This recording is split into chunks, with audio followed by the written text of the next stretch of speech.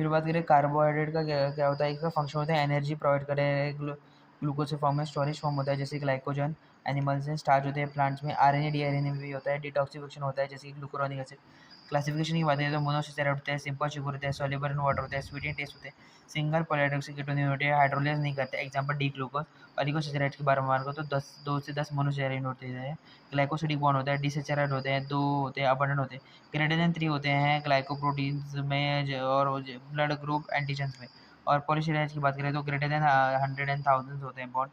ग्लाइकन्स या फिर complex carbohydrates कहा जाता है, यहाँ पर लीनियर होते हैं जैसे भी सेलुलोज में एन ब्रांच होते हैं, ग्लाइकोजन में हो गए।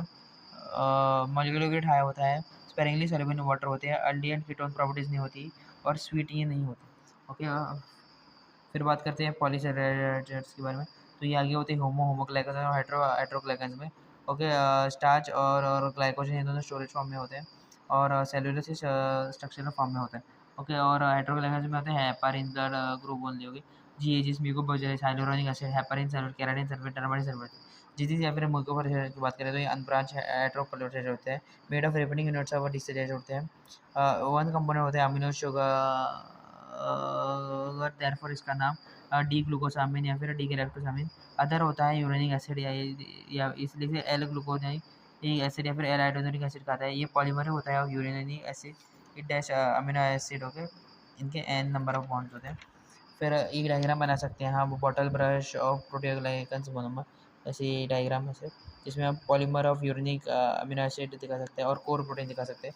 और ऐसे आपको बहुत सारे डायग्राम बनाए जहाँ पर वो कोर प्रोटीन, लिंक प्रोटीन हो गए और प्रोटीओग्लाइकन मोनोमर और हाइलोरेनिक एसिड मकर है और इसे कहते हैं प्रोटीओग्लाइकन एग्रीगेट। ओके, फिर जीएचएस होते हैं बोन कार्टिलेज में होते हैं और ये डिफर करते हैं according to uric acid, amino acid, chain length, linkage, present rupture of sulphates, core protein nature.